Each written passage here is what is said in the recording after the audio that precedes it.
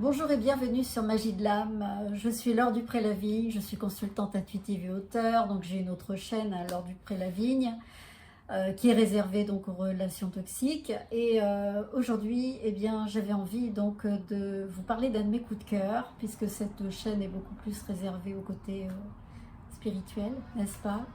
J'avais envie de vous partager un coup de cœur et notamment donc d'un auteur dont vous avez certainement beaucoup entendu parler, donc puisqu'il est beaucoup invité sur les réseaux. Il s'agit de Franck Lobvet. Alors, je ne sais pas si vous le connaissez. Donc ça, c'est le livre qui est sorti, son deuxième livre, hein, Ton autre vie. Alors, Franck Lobvet, c'est un des conférenciers les plus influents du moment, hein. Je lis sa quatrième de couverture. Il a reçu et aidé des milliers de personnes à travers ses masterclass, ses stages, ses vidéos. Donc il est inclassable, souvent inattendu. Il est tout à la fois philosophe et penseur contemporain. Donc il répand une parole hors des sentiers battus, à l'inspiration décalée, singulière et vivifiante, permettant d'accéder à des parts de soi jusqu'alors méconnues. Alors pourquoi j'ai envie de vous parler de Franck Lobvet? Bon, d'une part parce que je l'ai découvert au travers de ses vidéos. Il y a de cela quelques mois seulement. Donc c'est très récent. Je suis tombée par hasard à force de le voir dans les recommandations et souvent il était invité sur les chaînes qui m'intéressent. Et puis voilà, je me suis laissée emporter par la réflexion de Franck Lobvet qui est juste un phénomène à lui tout seul. C'est quelqu'un qui remet complètement en cause vos idées reçues. Si vous êtes vraiment dans une démarche de compréhension profonde du monde, que vous soyez ou non perché, que vous soyez ou non dans une quête de vous découvrir, d'aller à la rencontre de vous-même, et bien vraiment c'est quelqu'un qui peut, j'allais dire, apporter un vent de révolution dans tout ce que vous pensez déjà, et justement par la justesse de ses propos, par l'approfondissement de ses réflexions. C'est un être hyper connecté, et moi j'ai eu envie de le rencontrer parce que il avait organisé donc une séance de dédicace à Paris, donc c'était il y a 2 jours, donc à la librairie Erol, hein, donc chez son éditeur. Et pardon, le chat qui passe. Et, euh, et donc j'y suis allée. J'y suis allée parce que le monsieur, je l'ai découvert au travers de ses vidéos, enfin bon, tous les partages qu'il a pu faire, ses conférences, certains de ses stages qui étaient... J'ai tout visionné, j'ai tout écouté, j'en ai mangé jour et nuit. Je me suis gavée. Et encore, je dirais que voilà, ma curiosité a été nourrie. Je crois que Franck Lobvet, il est tombé au moment où j'avais certainement besoin d'entendre, de comprendre, de réaliser, de prendre conscience. Enfin, décidément, mon chat n'arrête pas de faire des conneries. Désolée, j'ai un chat qui veut que la fenêtre soit ouverte. Voilà. Donc, Franck Lobvet, pourquoi je vous en parle? Parce que le but, c'est de savoir en fait, si quelqu'un a eu un impact aussi important comme ça a été le cas. Quand je l'ai écouté, ses propos ont résonné, sa démarche, son humanité, son côté perché et en même temps déperché. Ça a complètement remis en cause des pensées que j'avais, ça a complètement ouvert des questionnements que je n'avais pas, ça a complètement peut-être répondu ou peut-être validé des choses que j'appliquais déjà dans ma vie sans m'en rendre compte. Et finalement, j'ai eu envie de vous le partager aujourd'hui. C'est un vrai coup de cœur. Euh, j'ai écouté toutes ces interventions et qu'est-ce que ça produit sur moi? Donc, déjà, le fait de le rencontrer. J'avais envie de voir s'il était égal à lui-même, si c'était quelqu'un qui était adéquat avec ce que je voyais sur les vidéos, et effectivement. Et ce qui m'a vraiment bluffé chez lui, c'est que on était quand même du monde, hein. il y avait une bonne petite file d'attente, hein, donc j'ai eu le temps de m'asseoir, de me poser, d'attendre, etc. Et au moment où je me suis levée pour aller vers lui, eh bien, il nous consacre du temps, quelques minutes. Il a eu le temps de me scanner d'une façon, incroyable. Et en 2 mots, il a résumé finalement, certainement, ce qui émane de moi, ce qu'il a perçu de moi, mais qui est juste, qui est d'une justesse absolument époustouflante. Et franchement, je me suis dit, magnifique, hein, comme exercice. Le type, il est complètement connecté, il vous voit, il vous scanne. C'est comme si, comme il le dit dans ses vidéos, il rentre dans votre système et il perçoit, il ressent et il met en mots ce qu'il a perçu de vous. Et ça, il est très fort là-dedans. C'est certainement là-dedans, c'est vraiment c'est là où il excelle, c'est qu'il est capable de mettre des mots sur les ressentis et il ressent les choses d'une façon naturelle, spontanée. Voilà, on voit qu'il n'y a pas de mental là-dedans, ça vient comme ça.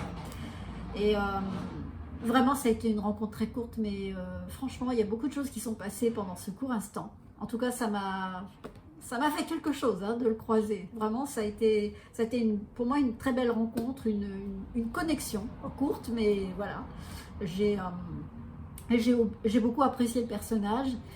Et pourquoi j'ai eu envie de vous en parler, ben, c'est parce que, en fait, en quoi le fait de l'avoir écouté, parce que c'est ça, hein, finalement, quand on écoute quelqu'un, quand d'un seul coup, il y a une personne qui débarque dans votre vie d'une certaine façon, même si c'est par le biais des réseaux, et que le discours de cette personne, sa réflexion, sa vision, son angle de vue vous impacte à ce point-là, bah, c'est que visiblement il y a quelque chose, ça a créé, enfin il y avait certainement une espèce de place à l'intérieur de vous qui a laissé rentrer ces informations et pour que ça puisse produire quelque chose. En tout cas, chez moi, qu'est-ce que ça a fait? Eh bien, je crois que je pourrais résumer ça en 2-3 mots, ça m'a déperché. Ça m'a déperché et je me suis lâché les baskets, je pense. J'ai commencé à me lâcher les baskets. Là, j'ai l'impression qu'on ne voit plus moi, qu'on voit que c'est pas évident parce que j'ai beaucoup de soleil. J'espère que vous allez quand même me voir avec un effet un petit peu moins clair. Donc, pour continuer mon histoire, j'ai perdu le fil. Oui, ça m'a détendu les baskets d'avoir écouté cette personne. En quoi ça m'a détendu les baskets? Bah parce que je me mettais une pression incroyable. J'étais toujours en train de me dire, puisque c'est ce qu'on nous voit en permanence sur les réseaux, soyez la meilleure version de vous-même, il faut réussir, soyez toujours positif, gérez vos émotions. Alors ça voulait dire, donc en arrière-plan, ça voulait dire, sous-entendu, eh bien, si vous avez des défauts, il ne faut pas les montrer. Si vous avez des états d'âme qui ne sont pas géniaux, eh ben, mettez-les dans le placard. Si vous avez l'impression que vous ne vous sentez pas bien, eh ben, écoutez, il faudrait peut-être réfléchir, hein, vous remettre en question. Hein, ça veut dire aller voir un thérapeute parce que ça ne va pas. Gérez vos émotions, mais bon sang, mais moi j'ai des émotions. Alors, comment ça se fait que j'ai encore des émotions? Ben, j'avais toujours tendance à dire, oh ouais, j'ai encore ça qui revient. Je me sens un peu déprimée, je ne sais pas pourquoi. Donc, il y avait toujours ce côté en moi, mais qu'est-ce qui ne va pas en moi? Il faut que je change. Et quand vous écoutez Franck Lobvé qui vous explique clairement que la vie, elle est faite de douleur, et c'est justement ce qu'on s'ingénie à vouloir éviter. Moi, la première, hein, ça veut dire j'ai mal, je ne veux pas avoir mal. Je ressens la tristesse, mais pourquoi j'ai cette tristesse? J'ai pas envie de ressentir ça, ça me gonfle, ça me fait chier, ça me met dans un état où je me sens mal, et en fait je me culpabilisais en permanence. Et je me culpabilisais en fait d'avoir tout ça, et j'avais toujours l'impression d'être jamais finie, d'avoir toujours quelque chose, un travail à faire, et je me disais mais c'est interminable.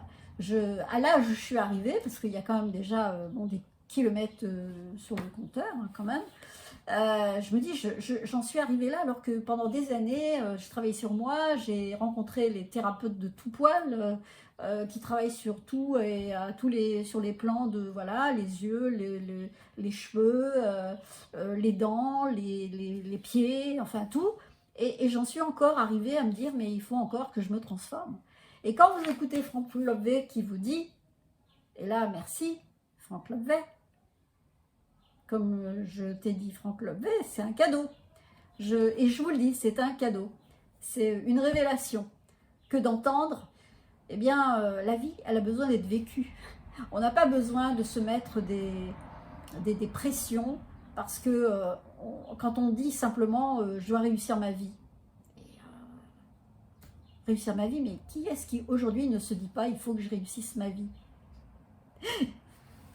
Puis quand je réalise que moi j'en suis arrivée à là où j'en suis et que finalement je suis toujours vivante, je suis pleine d'expérience, j'ai vécu plein de trucs et sans pour autant mettre l'étiquette j'ai réussi ou pas parce que ça veut rien dire, eh bien je me suis, mais ça m'a lâché les baskets de me sentir déculpabilisée, d'avoir des émotions, d'avoir vécu des échecs, de me dire que c'est pas parce que j'ai l'âge que je suis pas mariée, que j'ai vécu plusieurs relations de couple, que j'ai foiré mes relations, que j'ai fait des relations multiples, que j'ai écrit un livre qui n'était pas super correct, parce que j'ai décrit beaucoup de mon intimité, que je me suis dévoilée sur YouTube en racontant ma vie privée, que finalement j'ai fait tout ça et que parfois je me pose la question est-ce que c'est bien, c'est pas bien, que je me porte des jugements et que je me dise mais pourquoi j'en ai encore des émotions, est-ce que c'est normal d'avoir des émotions,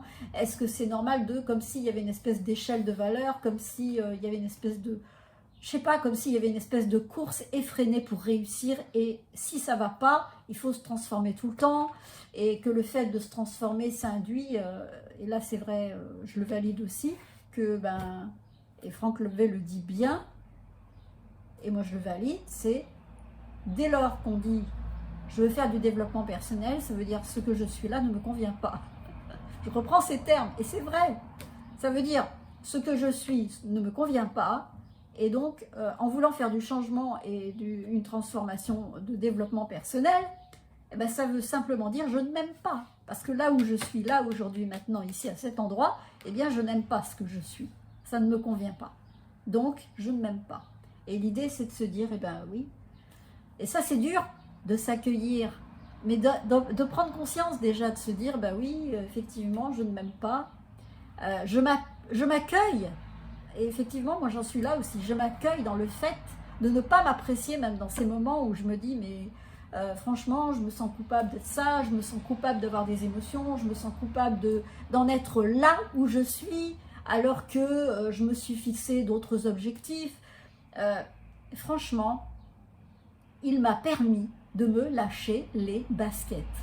Alors, c'est un processus, hein, c'est simplement l'entrée dans un processus.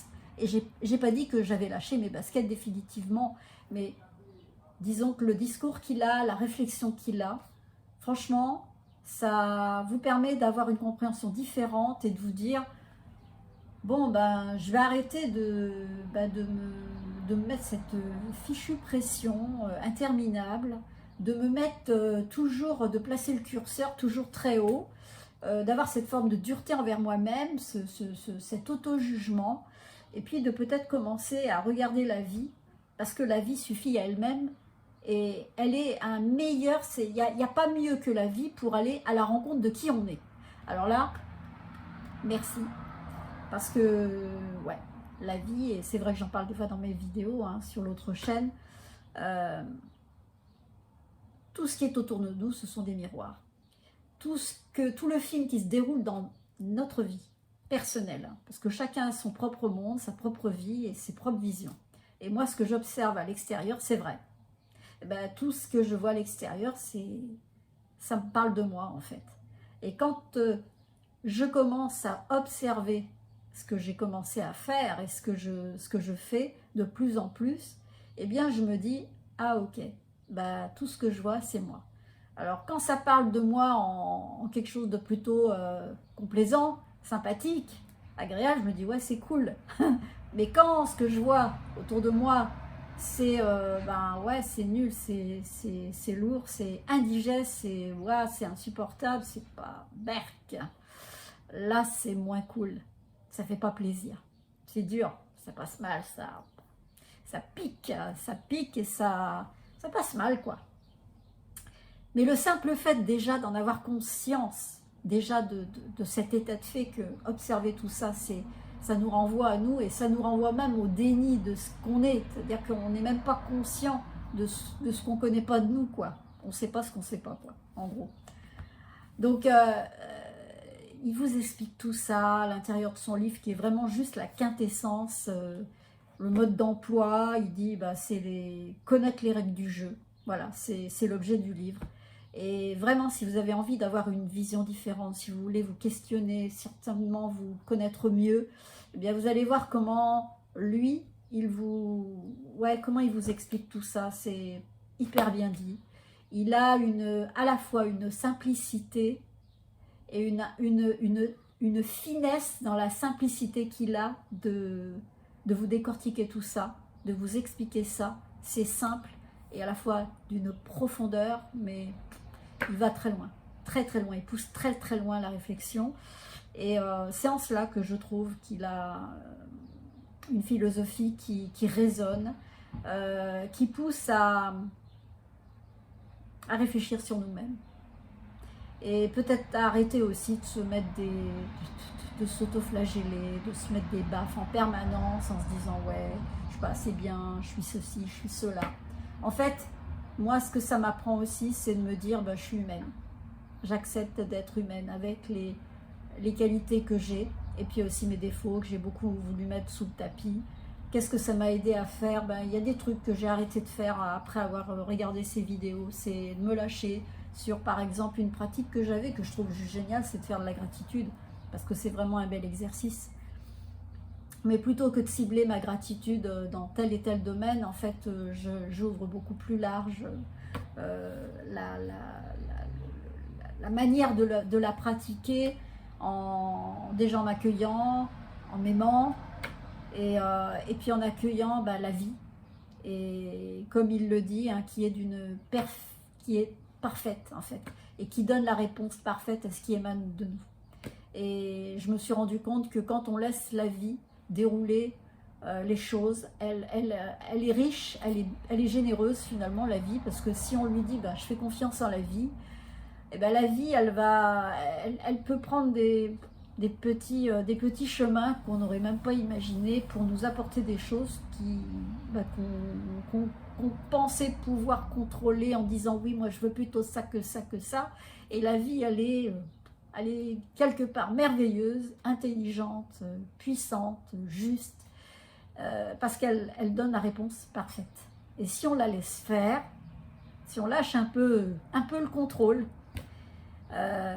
et si on lâche complètement le contrôle même, et ça franchement c'est un vrai boulot, on laisse la vie faire son truc, et en fait la vie elle donne et elle vous fait des surprises qui sont juste énormes.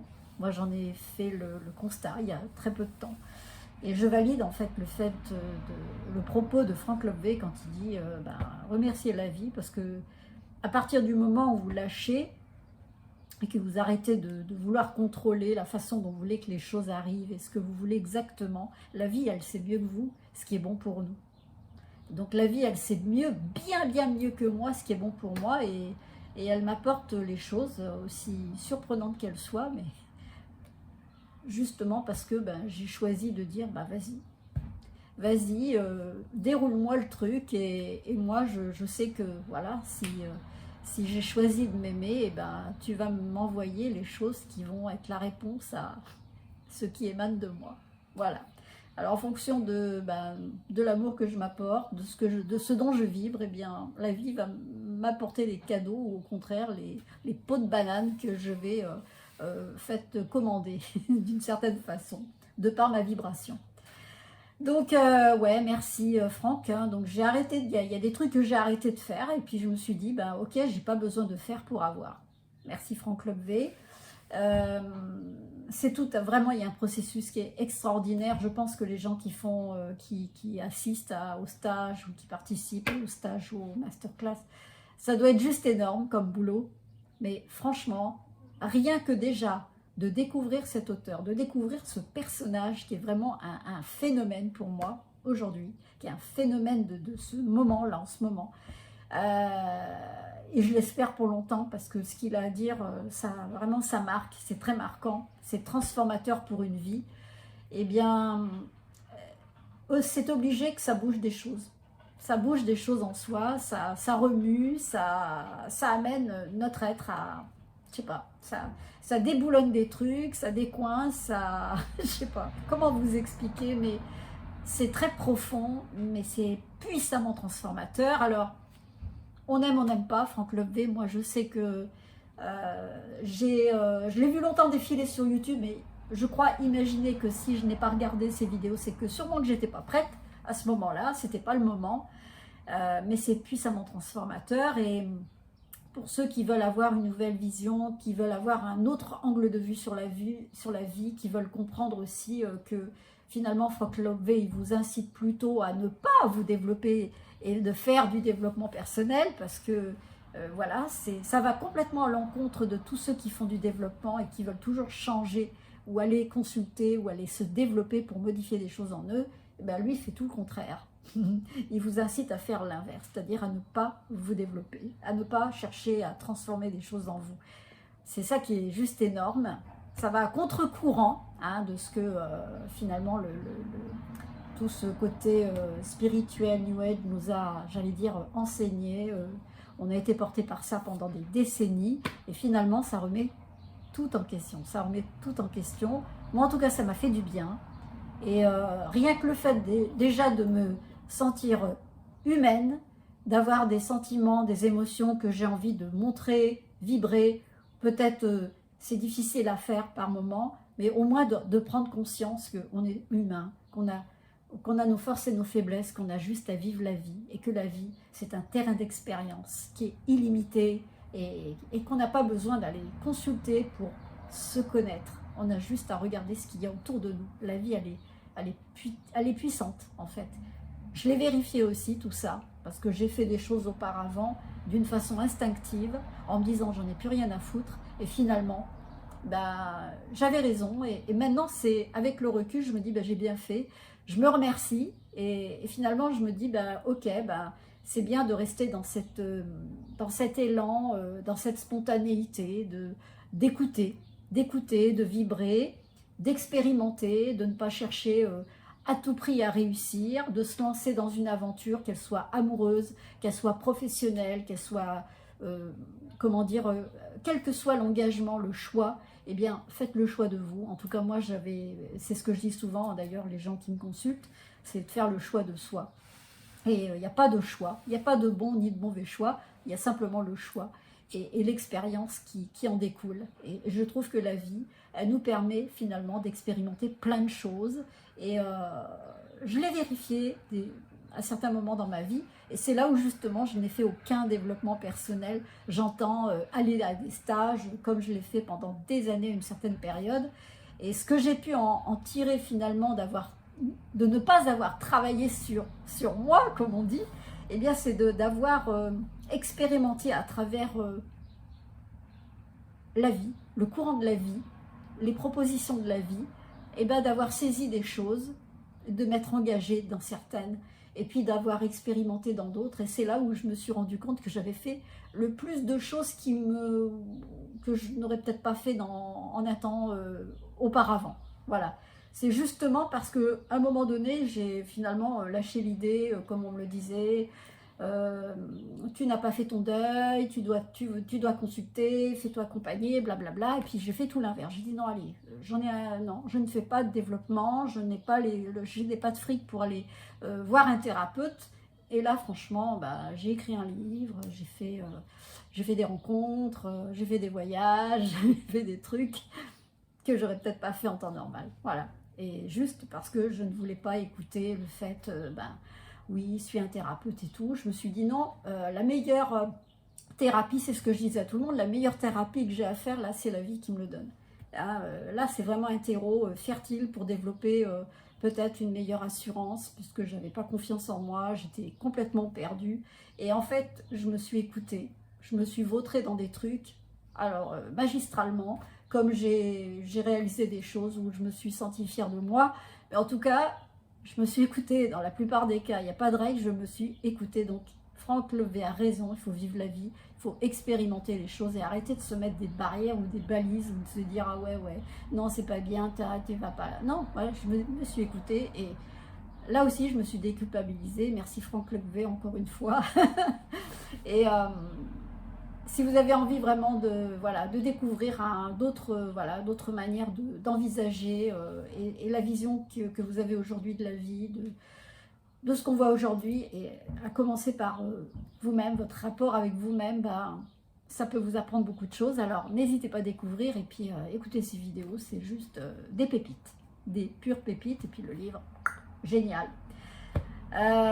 Qu'est-ce que je pourrais dire d'autre? Il en a écrit un autre qui s'appelle Un homme debout. Alors il est coécrit, je crois, hein, c'est assez excellent, c'est pareil, hein, j'ai écouté les vidéos qui se rapportent à ça, mais franchement, Franck Levé, excellent.